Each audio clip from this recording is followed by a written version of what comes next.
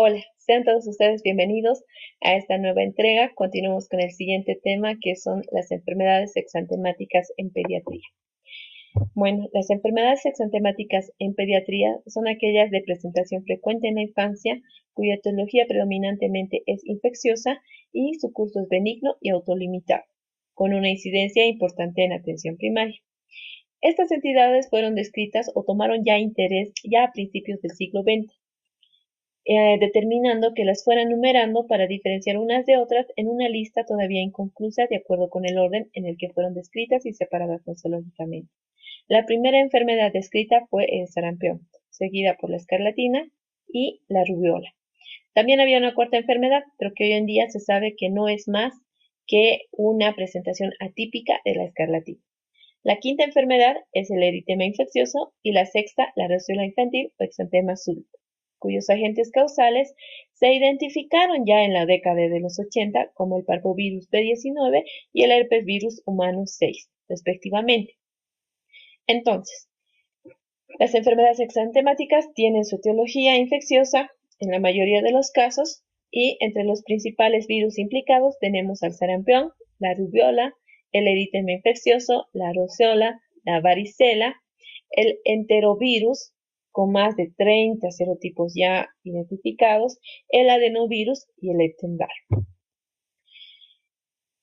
Por las distintas políticas internacionales de salud pública enfocadas en los últimos años a erradicar o controlar las enfermedades como el sarampión y la rubiola, han conseguido una disminución importante de su incidencia debido a los programas masivos de inmunización.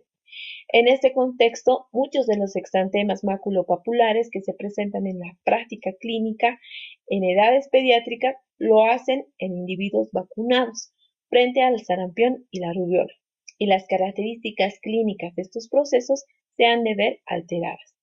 Esto da lugar, por ejemplo, en el caso del sarampión, a una presentación modificada de difícil diferenciación de otros exantemas virales. Por ejemplo, puede presentar un pródromos más cortos o ausentes, exantema menos severo o la ausencia de las manchas de Koplik, que son las características para la identificación de esta entidad.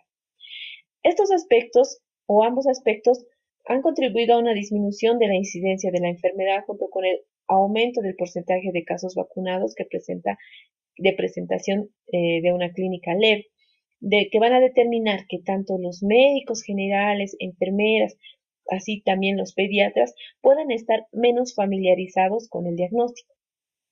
Si bien los análisis serológicos permitirán disminuir la incertidumbre en el diagnóstico, el análisis estadístico y el control de enfermedades sometidas a programas especiales de vacunación y erradicación, con lo que obviamente el país aún no cuenta con esos programas especiales, o si lo cuenta no dispone de forma rutinaria, se sabe que serían estudios que inclusive al detectarlas no mejorarían sustancialmente el diagnóstico, ni tratamiento, ni pronóstico de los pacientes.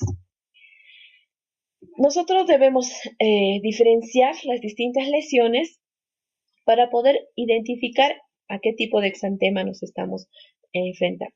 Para lo cual, la clasificación de los exantemas según la lesión elemental vamos a clasificarlos en maculopápulas que estarán presentes en el sarampión, la rubiola, en la mononucleosis, en la enfermedad de Kawasaki, entre otros. Si encontramos pápulas, acrodermitis papulosa, abón o roncha, pensaremos en una urticaria. Las vesículas, cuando se hallan presentes en el paciente, lo primero que nos hace pensar es en una varicela, herpes zóster, herpes simple, la enfermedad de Coxsackie, boca, mano, pie, molusco contagioso o prurigo estrófilo. Si encontramos ampollas, podemos pensar en una enfermedad de Ritter, síndrome de shock tóxico, estafilocócico u otras formas de exantema polimorfo, multimorfes. Pero si encontramos petequias, pensaremos inicialmente en los virus o virosis, fiebre botonosa, sepsis meningocócica, edema hemorrágico dilatante o probablemente en un síndrome de Schönlein-Henoch.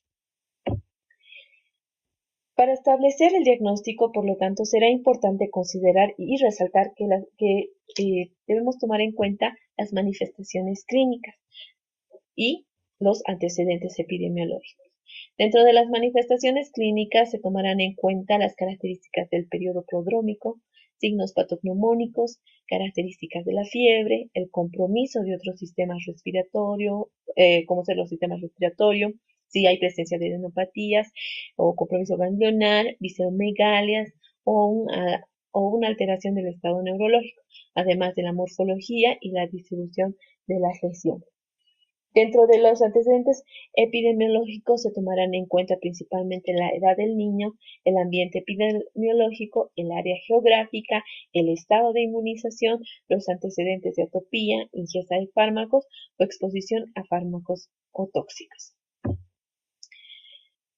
Como dijimos de inicio, estas enfermedades exantemáticas infecciosas son principalmente de origen infeccioso. Por lo tanto, nosotros tenemos que hacer diferencia o hacer diagnóstico diferencial con aquellos exantemas maculopapulosos de etiología no infecciosa, como ser agentes físicos, en el caso del eritema solar, sudamina, reacción fototóxica, o toxoalérgicos, que pueden ser de origen medicamentoso, cuyo principal representan la penicilina, de causas diversas, como ser en el caso de los eritemas polimorfos, síndrome de Lyell, síndrome de Steven-Johnson, o enfermedades adquiridas del tejido conectivo, como las artritis idiopáticas juveniles, lupus, púrpura anafilaxoide, dermatomiositis, o las carenciales, casos de déficit de zinc, proteínas o vitaminas. Vamos a empezar con la primera enfermedad descrita dentro de las enfermedades exantemáticas, que tenemos al sarampión. El sarampión, primero debemos decir que es una enfermedad eruptiva, febril, aguda y de alta contagiosidad, que está causada por un virus RNA de la familia Paramyxovirus del género Morbillivirus.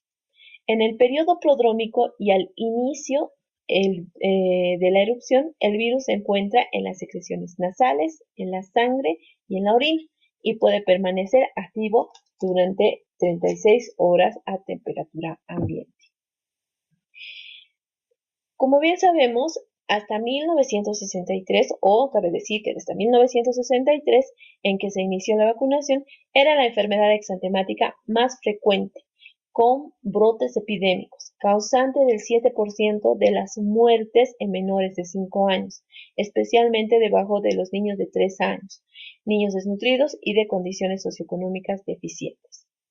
La disponibilidad de una vacuna eficaz, cuya cobertura en el país es alta, explica la disminución de los casos, no habiéndose registrado ninguno hasta octubre del 2000 a enero del 2007, según el ENSAS 2007. Los únicos huéspedes naturales son el hombre y los primates. El riesgo de contraer la enfermedad es alto en niños no vacunados, preescolares, escolares y mayores de 20 años. Estos últimos porque no tuvieron contacto con la enfermedad y otros no adquirieron la inmunidad con una dosis de vacuna o la perdieron. Los menores de 6 meses poseen una inmunidad natural por el paso de anticuerpos maternos a través de la placenta. Si la madre adquiere la enfermedad durante el embarazo, puede presentarse sarampión congénito porque el virus atraviesa la placenta con facilidad. La enfermedad se presenta especialmente en invierno y primavera y en forma epidémica cada 2 a 5 años. ¿Cuáles son las manifestaciones clínicas que ha de presentar nuestro paciente?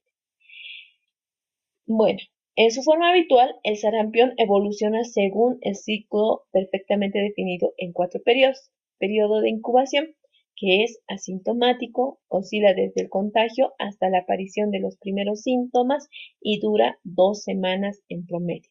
Después se presenta el periodo prodrómico, también llamado catarral o enantémico, con duración de 4 a 5 días y caracterizado por fiebre, catarro ocular y nasal, coriza, rinitis y prurito nasal, faringitis, laringitis, afonía, tos intermitente, seca y cada vez más intensa.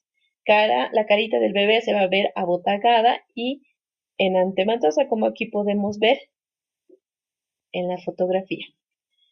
El enantema se caracteriza principalmente por el enrojecimiento difuso de las amígdalas, acá no tenemos la imagen, velo del paladar y mucosa faríngea, así como por las manchas de Koplik, como aquí podemos ver este puntillado, esas son las manchas de Koplik, que aparecen como granitos puntiformes blanquecinos.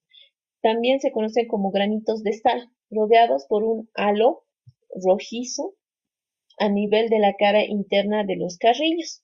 Que aquí el halo rojizo no se ve claramente, pero sí los granitos de sal, las manchitas de cobre. Además, existe un marcado compromiso del estado general, hay decaimiento, somnolencia, anorexia, puede ya presentarse adenomegalia, esplenomegalia, pudiendo acompañarse de dolor epigástrico, vómitos y en ocasiones excitación y convulsiones, especialmente en lactantes, por la fiebre. Estas manifestaciones preceden al exantema 24 a 48 horas y por lo general desaparecen antes de su presentación.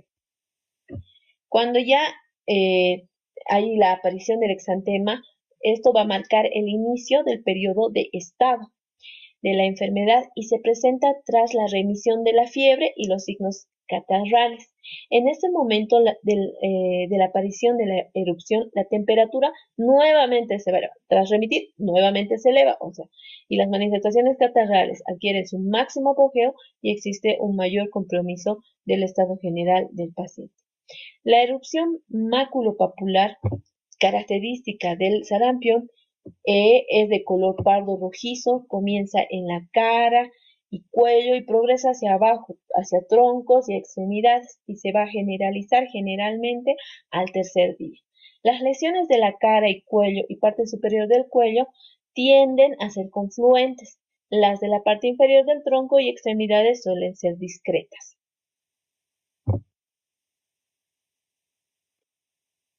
Aquí continuamos posteriormente con el periodo de efervescencia. La erupción en este periodo se va a desvanecer en 5 a 6 días. Va seguido de pigmentación parduzca y después puede existir incluso descamación.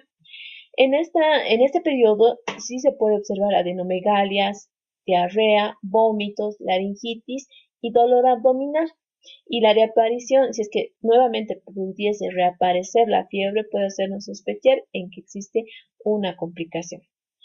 Además de esto, podemos decir que existen formas atípicas de presentación, en ocasiones en niños que fueron vacunados contra el sarampión y que presentan diferentes manifestaciones, como ser el sarampión sin catarro.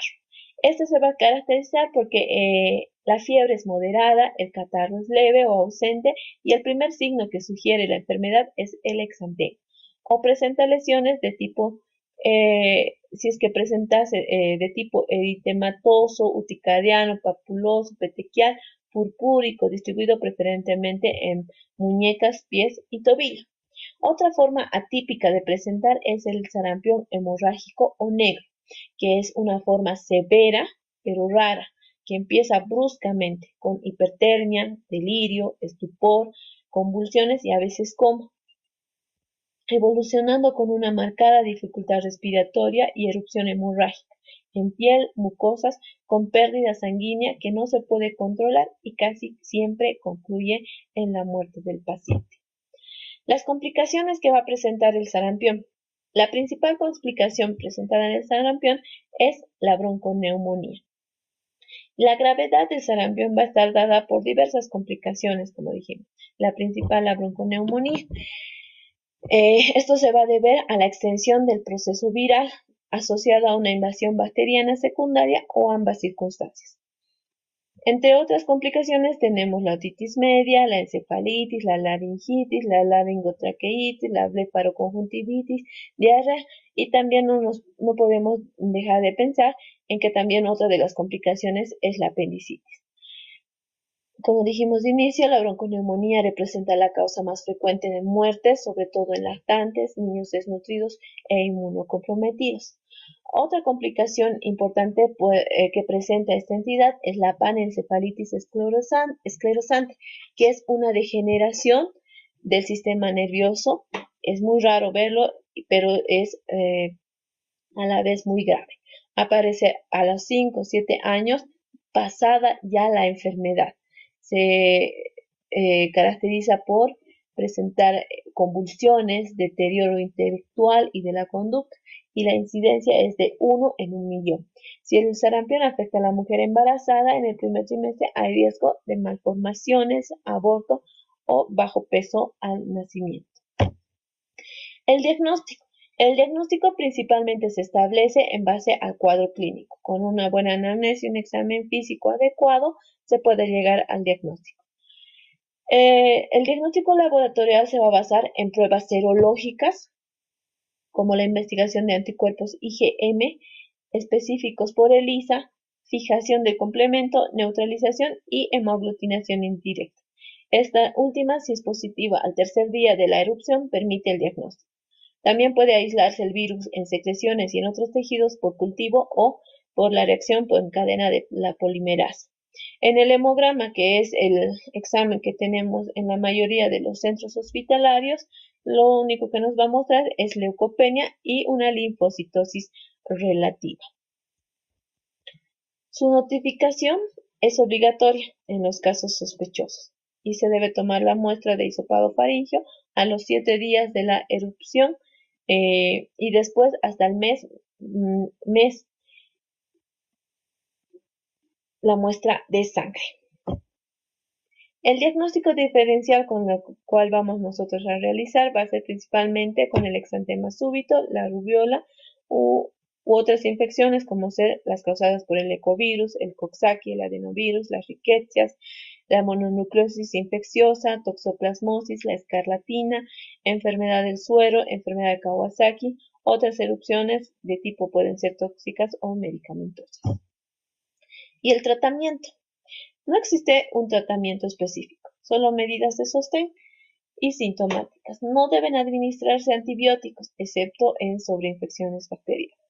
Por el beneficio demostrado en disminuir la morbilidad y mortalidad de niños con sarampión grave, se recomienda administrar 100.000 unidades internacionales de vitamina A en los niños de 6 meses a 1 año y 200.000 unidades internacionales en los niños mayores de 1 año por vía oral. El pronóstico. El curso suele ser benigno y las complicaciones son cada vez menos frecuentes. La resolución es espontánea y la inmunidad subsiguiente a un ataque de sarampión suele durar toda la vida, lo que confirma que en el mundo solo se ha mantenido una cepa estable de virus. Y la prevención. La protección contra el virus del sarampión se logra con la aplicación de la vacuna triple viral, que es una inmunización activa para sarampión, parotiditis y rubiola. Su aplicación es obligatoria de acuerdo al Esquema Nacional de Vacunas, entre los 12 y 23 meses de edad por vía subcutánea a razón de 0,5 ml. La tasa de seroconversión es del 97%. Con el tiempo puede haber una disminución de la inmunidad, requiriéndose una segunda dosis cuando el niño ingresa a la escuela. En zonas donde existen casos reportados o brotes, se puede aplicar desde los 6 meses y aplicar una segunda dosis de la vacuna a los contactos. La inmunización pasiva con inmunoglobulina es eficaz para prevenir o atenuar el sarampión dentro de los 6 días después de la exposición. Se recomienda su aplicación a contactos domésticos y hospitalarios susceptibles, menores de 12 meses de edad, inmunodeprimidos en contacto con un caso o embarazadas a razón de 0,25 ml por kilogramo, máximo 15 ml por vía intramuscular, en los 5 días siguientes a la exposición, independientemente del estado de vacunación del paciente. Continuamos con esta sería la tercera enfermedad, porque la escarlatina es la segunda enfermedad. Entonces, continuamos con la tercera enfermedad o la rubiola. Esta es una enfermedad infecciosa aguda causada por un virus RNA de la familia Togaviridae del género Rubivirus. Es una enfermedad, como dijimos, benigna. El interés médico primordial es cuando afecta a las embarazadas, ya que esta entidad es teratogénica. La vacunación ha declinado dramáticamente los casos positivos, por lo cual han disminuido los mismos. La epidemiología. El hombre es la única fuente de infección y aunque normalmente es una enfermedad benigna, tiene un interés médico primordial, como dijimos previamente, por la afectación a las embarazadas por ser teratogénico. La rubiola postnatal se transmite por vía respiratoria mediante gotitas expelidas por las secreciones nasofaringeas o por contacto directo, siendo en el periodo de contagiosidad 5 días antes hasta 2 semanas después de finalizado el exantema. Se presenta a fines del invierno e inicio de la primavera.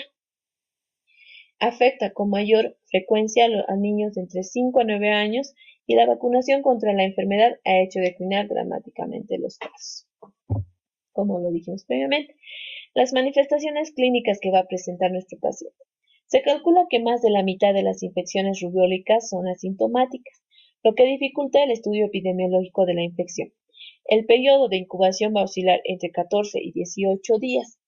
Las manifestaciones clínicas que va a presentar en el periodo prodrómico son más frecuentes en adultos y duran de 1 a 5 días antes de la erupción y se manifiesta con malestar general, febrícula, cefalea, conjuntivitis, coriza, faringitis, tos, odinofagia y linfadenomegales acompañadas de enantema discreto. Y el periodo de estado exantemático es en muchos casos la primera manifestación de la enfermedad y se va a caracterizar por una erupción discreta con pequeñas o incontables máculopápulas rosadas, redondeadas, sin tendencia a confluir, clásicamente en el rostro para extenderse dentro de las primeras 24 horas por el resto del cuerpo, en forma descendente. El exantema es más intenso en la región cervical, tronco, espalda, raíz de los miembros y zona de los pliegues. Dura de 2 a 3 días y desaparece en el mismo orden en el que apareció. A veces es tan fugaz que solo dura algunas horas y por lo general no deja pigmentación, aunque puede descamarse si ha sido muy intenso.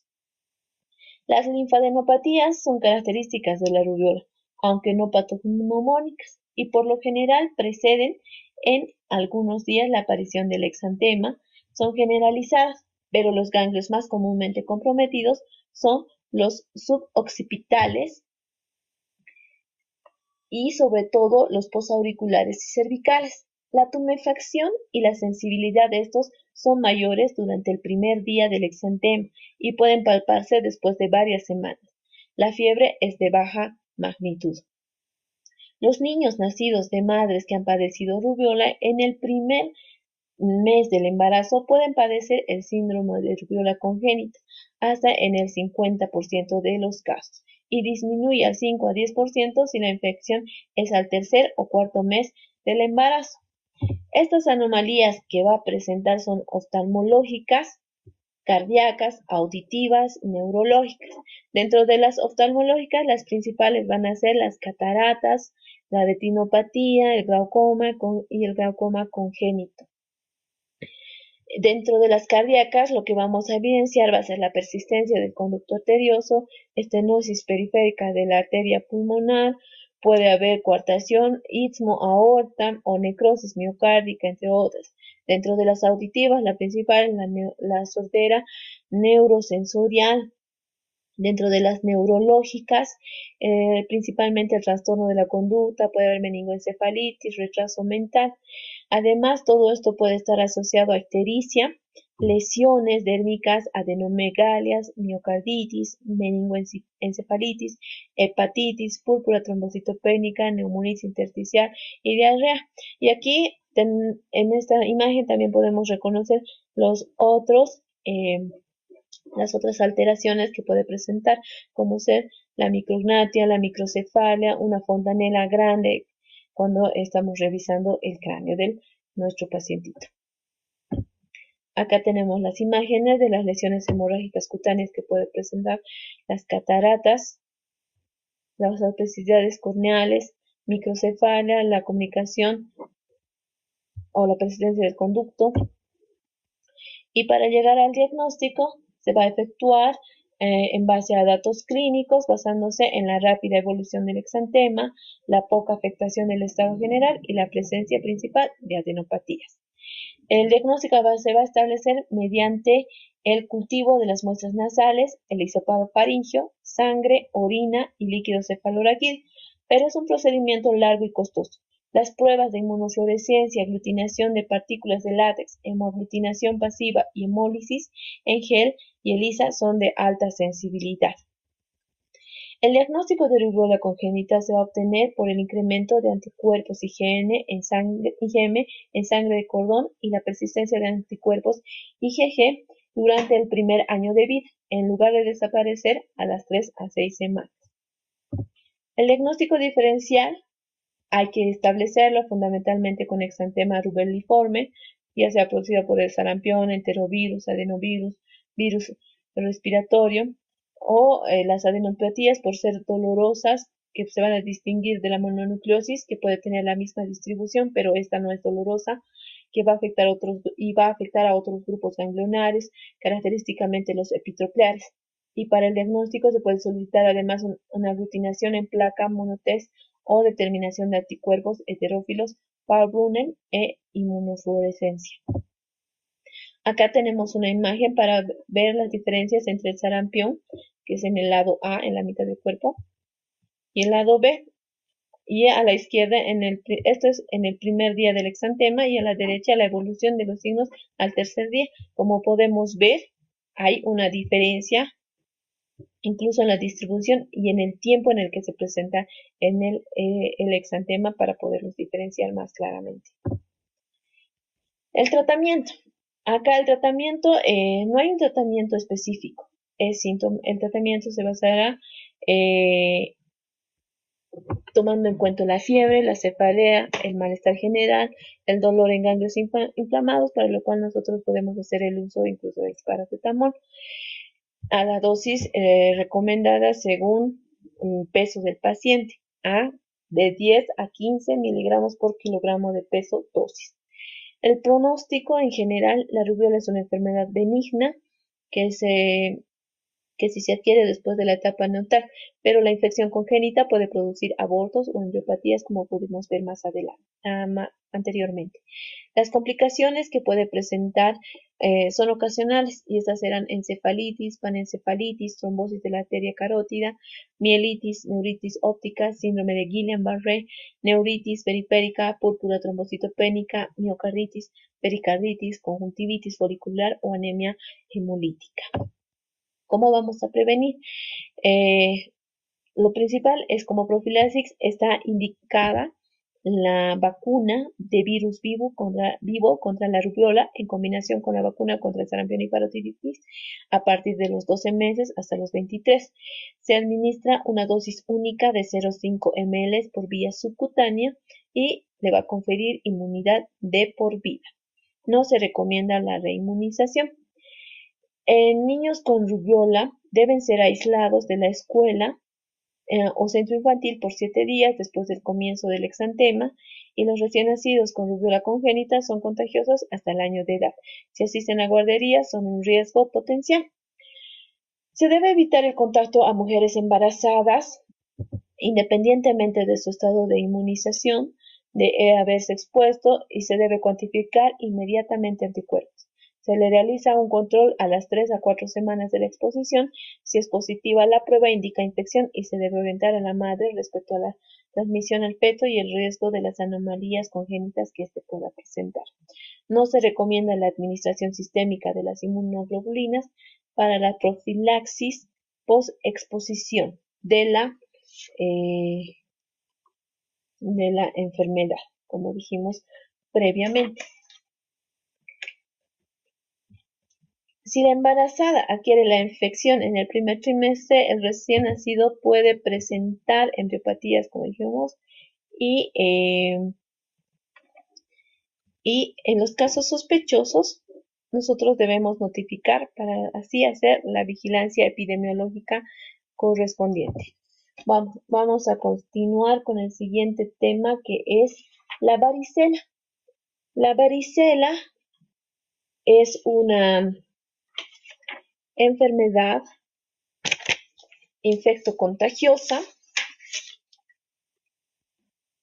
producida por el virus varicela zoster en la primoinfección. Esta va a ocasionar una enfermedad exantemática de características muy precisas, de alta transmisibilidad y distribución universal. El virus pertenece a la familia del herpes virus humano.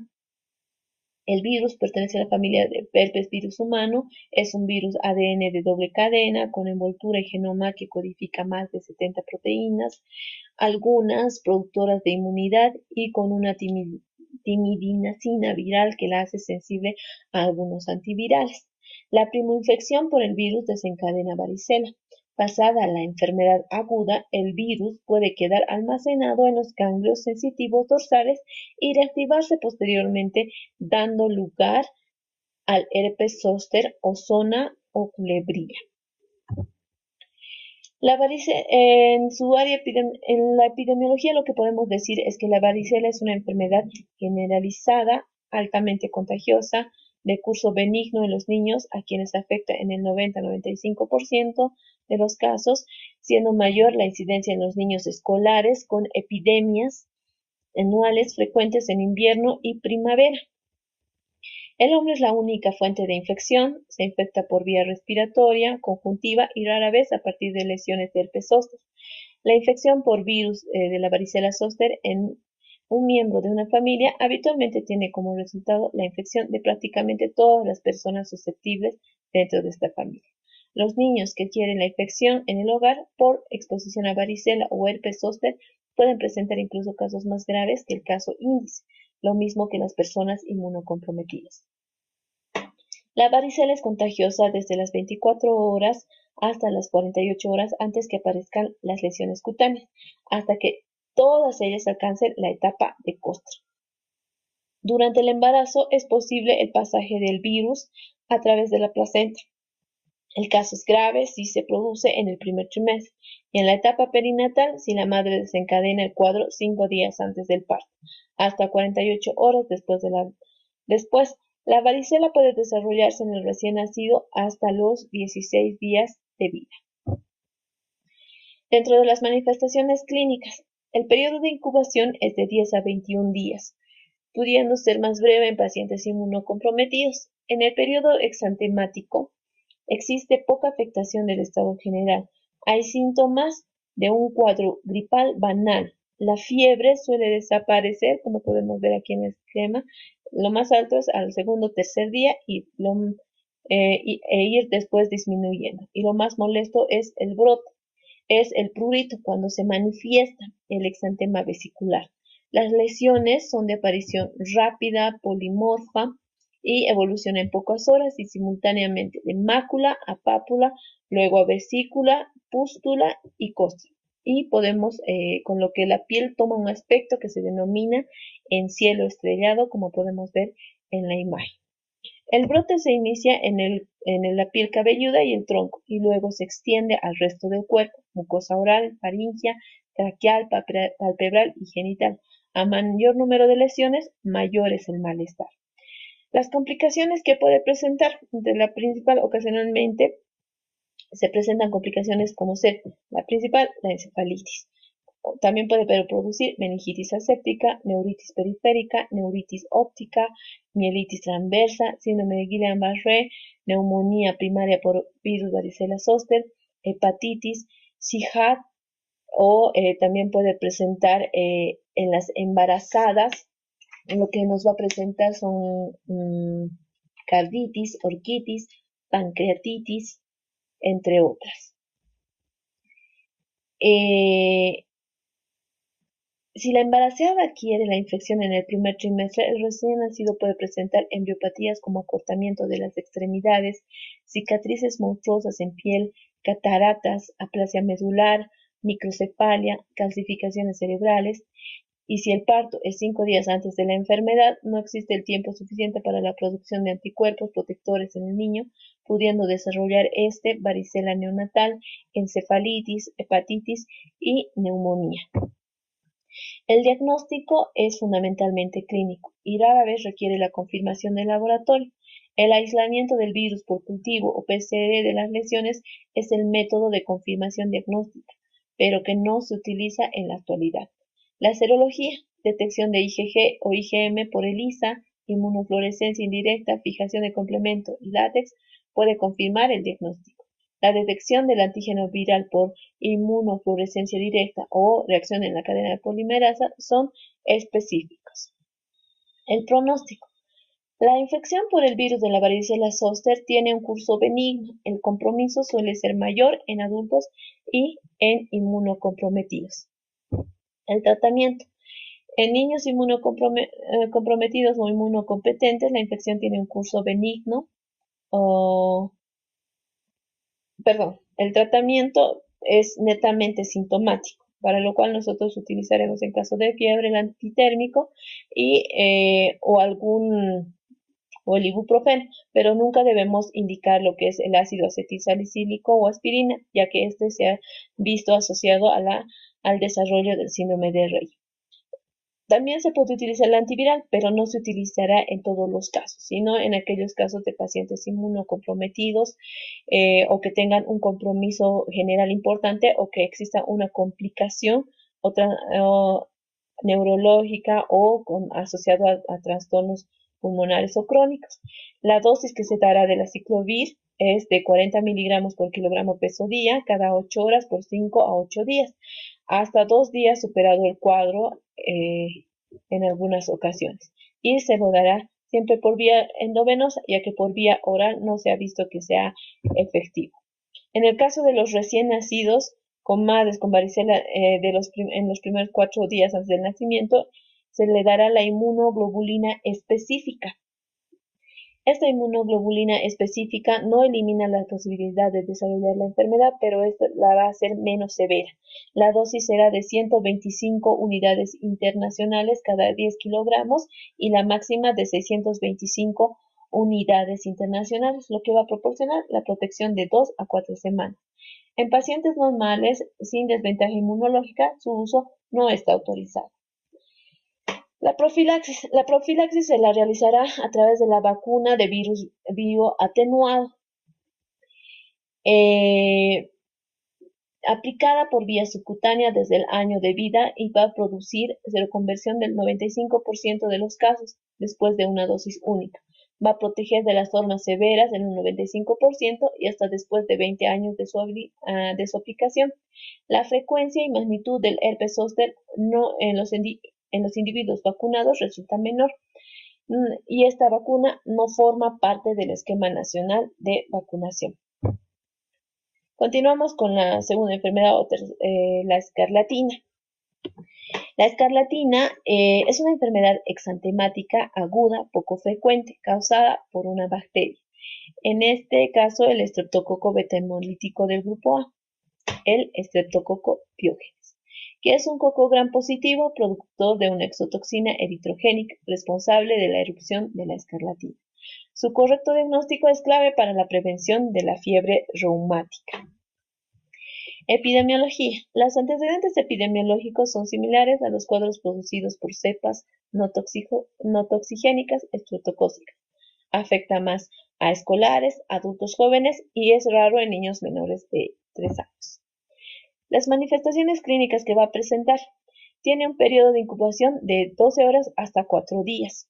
La erupción aparece frecuentemente al segundo día y se caracteriza principalmente por un exantema eritematoso difuso micropapular y se distribuye por todo el tronco y le otorga a la piel una textura de lija. No afecta a la planta de los pies ni a las palmas de las manos, es micropapular y desaparece aproximadamente a los 7 días. Al examen físico lo que nosotros vamos a encontrar es una piel con textura de lija, como dijimos previamente, y se evidencia en esta imagen, esto que va a ser debido a la oclusión del conducto excretor de las glándulas sudoríparas. Aquí podemos decir que se toca más que se mira. Comienza en la región superior del tórax y se extiende al resto del tronco, cuello y extremidades, sin llegar a afectar plantas de los pies ni las palmas de las manos. En los pliegues cutáneos se observan petequias diseminadas y líneas eritematosas. Como podemos ver acá, estas líneas eritematosas más intensas que se denominan signo de Pastia. El rostro, después vamos a encontrar, en la misma piel vamos a encontrar una descamación furfurácea con colgajos tras desaparecer la erupción, que generalmente es al 7.º día, cuando la afectación ha sido muy intensa. En el rostro, ¿qué es lo que vamos a encontrar? Va a aparecer un rostro rubicundo con una zona peribucal nasogeniana respetada o menos intensa, que es llamada la fase de Filatou. La faringe y el paladar blando se van a hallar congestionadas, eritematosos, con un enantema petequial, como podemos ver acá en las imágenes, y adenopatía submaxilar. La lengua se halla cubierta de saburra, que es llamada también lengua de frambuesa blanca, y más tarde la saburra va a desaparecer y la lengua se va a tornar hacia un color rojo intenso, que es la lengua en frambuesa roja. La erupción, lo que también va a caracterizar a lo que es a esta entidad la escarlatina. Dentro de las complicaciones que van a presentar va a ser las supurativas y las no supurativas.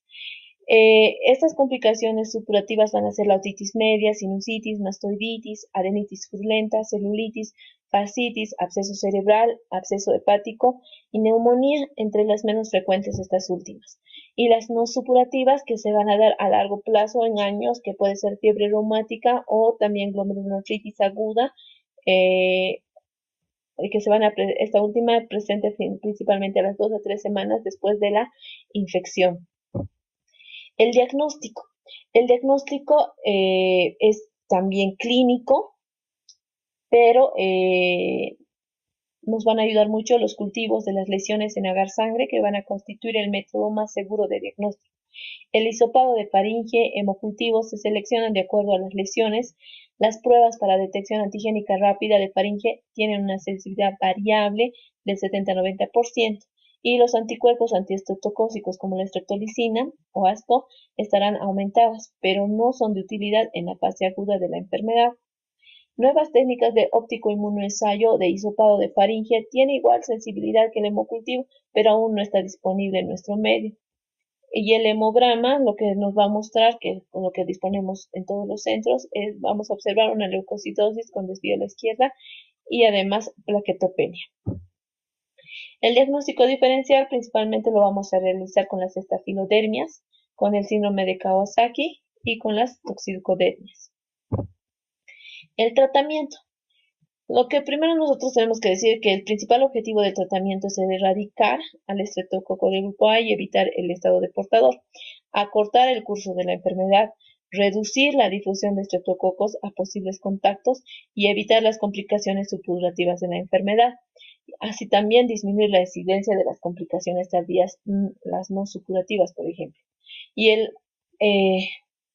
al momento, la penicilina sigue siendo el tratamiento de elección, no habiéndose detectado resistencia a la misma, principalmente en nuestro medio. Podemos utilizarla por vía intramuscular como por vía oral. Por la vía intramuscular utilizaremos la penicilina G benzatina a dosis única, 600.000 unidades en un niño que pesa menos de 30 kilogramos y de 900.000 a 1.200.000 unidades si el peso es mayor a 30 kilogramos. Por vía oral podemos utilizar la penicilina B potásica en los niños menores de 2 años a dosis de 400.000 unidades cada 8 horas por 10 días.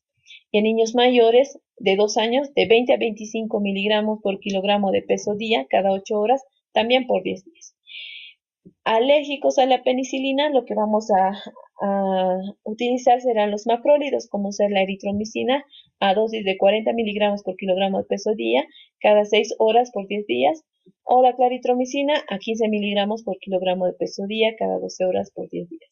La citromicina es la que utilizaremos y la que contamos en el seguro del SUMI o del actualmente SIS, a 10 miligramos por kilogramo peso día, una vez al día por 5 días. Esta es la única que utilizaremos por 5 días, ya que el resto se utilizará y es importante que la duración del tratamiento sea no inferior a 10 días, exceptuando obviamente, como dije, a la citromicina. La prevención consiste en disminuir la transmisión, para lo que se recomienda evitar el hacinamiento, tratar adecuadamente las infecciones estreptocócicas agudas y en casos de asociación con faringitis y lesiones extensas, aislar al paciente por lo menos 24 horas después del iniciado el tratamiento, en contactos con pacientes con cuadro invasivo y grave, especialmente si los contactos son inmunodeprimidos, realizar pruebas de laboratorio apropiadas y dar tratamiento si los resultados son positivos. No se recomienda profilaxis rutinaria por riesgo de seleccionar microorganismos resistentes y diferentes al estreptococo. La toxina eritrogénica es antigénica y genera producción de anticuerpos protectores con inmunidad duradera, por lo que la repetición de la escarlatina se debe a diversos tipos de toxinas eritrogénicas. No es necesaria la hospitalización, excepto en los casos graves de enfermedad invasora y compromiso importante del estado general.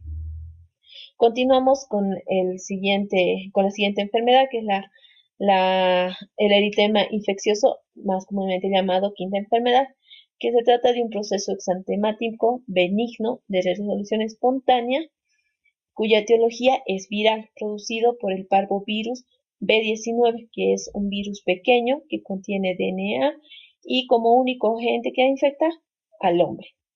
Tiene una distribución mundial, alcanza una seroprevalencia del 90% en el hombre y es causa común de infección en los seres humanos que constituyen los únicos huéspedes.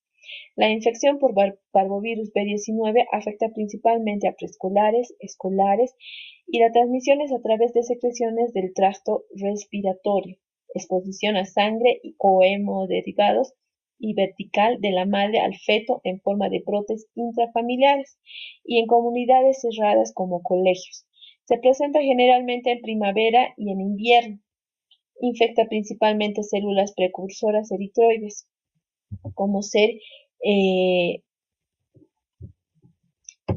las células de la médula ósea, hepatocito, miocardio, células endoteliales, los precursores de granulocitos, megacariocitos y macrófagos.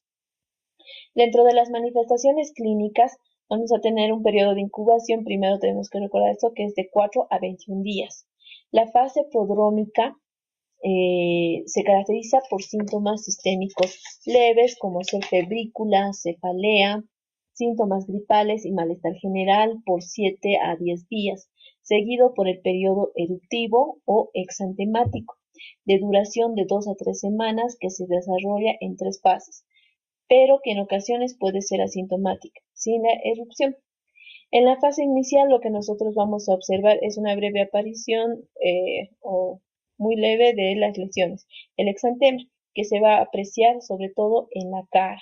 Está formada por grandes manchas, como vemos en la imagen, eritematopapulosas localizadas en ambas mejillas y en la raíz nasal, que de pronto confluyen a la típica imagen en mariposa.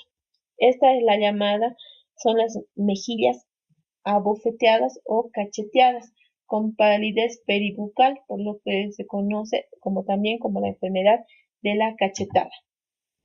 Esta erupción se extiende rápidamente hacia el tronco y parte proximal. Que va a producir lo que es la segunda fase en una semana, que se va a iniciar a los 2 o 3 días, produciéndose la llamada metamorfosis del exantema con extensión de las lesiones hacia todo el cuerpo, principalmente hacia la región glútea y extremidades, que es donde es más visible y se va a modificar en el sentido de que las lesiones se van a aclarar o palidecer en el centro, dando lugar a imágenes caprichosas que se justifican con el nombre de exantema cartográfico o exantema anular.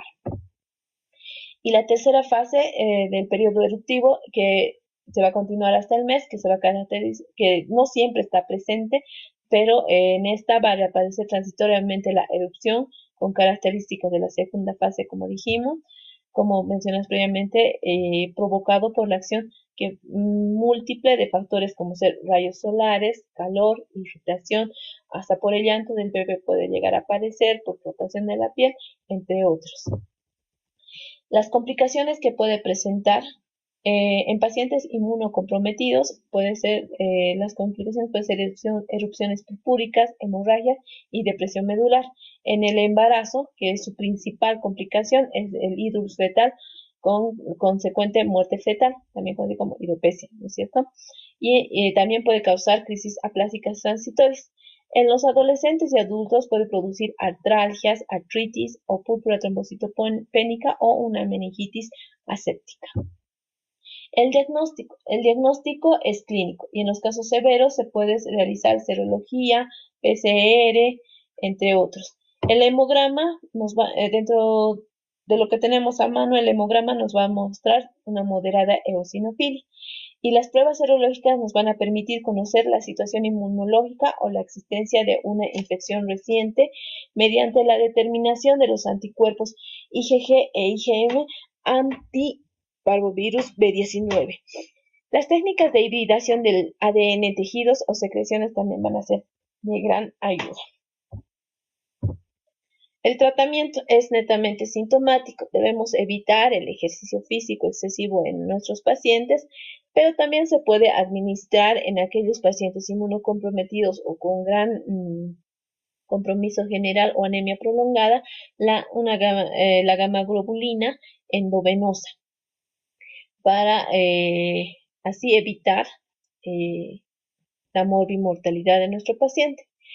La prevención se realizará mediante lavado de manos, eliminación de pañuelos usados y vamos así prevenir el contagio hacia nuestras mujeres embarazadas.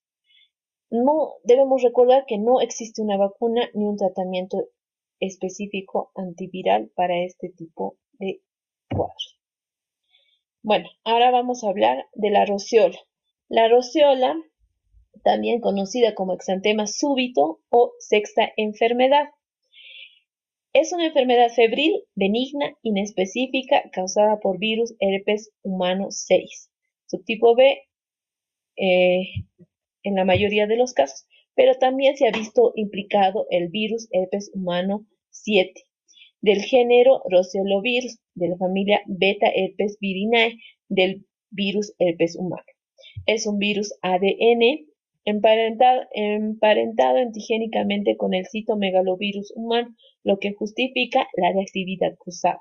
Es un virus linfotropo o linfotrópico, pero se lo ha encontrado en múltiples tejidos del organismo, por lo que se lo ha asociado a distintas enfermedades. Se presume que persiste en forma latente en el infectado, en las glándulas salivales, monocitos y macrófagos. Los demás casos son producidos por enterovirus u otros virus asociados al virus herpes zóster. La epidemiología. Este es un virus ampliamente distribuido en la población mundial y se adquiere a edad temprana. El índice de contagio es del 90% en niños de menos de 24 meses y es raro que se presente la enfermedad antes de los 3 meses de vida o después de los 4 años. Tiene mayor frecuencia entre los 6 y 12 meses de vida, en otras bibliografías de 6 a 9 meses, como se ve en la de Nelos. La transmisión es fundamentalmente por contacto humano directo a través de fluidos biológicos contaminados. Su presentación ocurre todo el año con una incidencia mayor a fines de la primavera y otoño. Las manifestaciones clínicas que va a presentar esta entidad, debemos decir que es una enfermedad aguda, autolimitada en la infancia y se da en la primera infancia. Su principal característica es que presenta una fiebre elevada con una media de 39,7 grados centígrados, asociada a irritabilidad y se resuelve a las 72 horas, ya sea en crisis o en lisis. ¿Qué significa esto? En crisis, que la fiebre va a ir disminuyendo poco a poco, y en lisis, que disminuye directamente, se corta la fiebre, se podría decir. Va a presentar un exantema morbiliforme, cuyas características va a ser que son de color rosado, ligeramente enrojecidos y bien delimitados. No son pruriginosas, su diámetro no supera los 3 milímetros y su duración es de 1 a 3 días. Incluso, a menudo, es evanescente y puede ser visible solo horas. Se extiende del tronco hasta la cara y las extremidades. Entre otros síntomas que puede presentar son congestión leve de faringe, conjuntiva, palpebral o tímpano, aumento del tamaño de las glándulas suboccipitales. Dentro de las complicaciones que puede presentar esta entidad son las convulsiones secundarias, que pueden ser secundarias a la fiebre, a la meningoencefalitis, o encefalopatía. Las convulsiones son la complicación más común del exantema súbito. Otras complicaciones que puede presentar son las gastroenteritis, la otitis, neumonitis, hepatitis, síndrome hemofagocítico, invaginación, púrpura trombocitopénica, idiopática, estomatitis aftosa, pitiriasis rosada o quizás incluso desencadenante de los casos de esclerosis múltiple. El diagnóstico. El diagnóstico es fundamentalmente clínico, como en todos los anteriores enfermedades exantemáticas. Pero dentro de los exámenes complementarios que nosotros podemos realizar son el hemograma, donde encontraremos una leucopenia, linfocitosis y monocitosis principalmente. Las pruebas serológicas nos van a determinar los anticuerpos contra el virus de la hepatitis C, virus del herpes humano C, virus del herpes humano 7 en suero y plasma. Además podemos realizar estudios de ELISA, PCR para la detección del ADN viral y el diagnóstico diferencial lo vamos a realizar con otras infecciones virales comunes en la infancia, con infecciones exantemáticas como las que estudiamos previamente y las infecciones con los enterovirus, que son principalmente con los que tenemos que realizar. El tratamiento es netamente sintomático y se basa principalmente en la hidratación adecuada del paciente, porque esta entidad se presenta en niños pequeños, en lactantes menores principalmente, la fiebre puede ocasionar la deshidratación del mismo. También podemos hacer el uso del antipirético, el más indicado, el paracetamol a esta edad. El antiviral, que como bien dijimos, podemos utilizarlo, pero no se utilizará en todos los pacientes, solamente se utilizará en aquellos pacientes inmunocomprometidos, en aquellos casos severos de presentación severa con complicaciones, y el que está indicado es el ganciclovir principalmente. También se puede hacer el uso del Foscanet o el Cidofovir, entre otros. El pronóstico. La enfermedad es autolimitada, con recuperación completa. Riesgo de crisis convulsivas recidivantes no parece ser mayor que en otras causas de convulsiones febriles. Y se va a prevenir en la actualidad, no existe un medio capaz de interrumpir su contagio. En la mayoría de los niños la enfermedad confiere inmunidad duradera. Bueno, con eso hemos terminado este tema que es un poco largo. Espero que les sirva de mucho y las preguntas en el foro de debate. Gracias.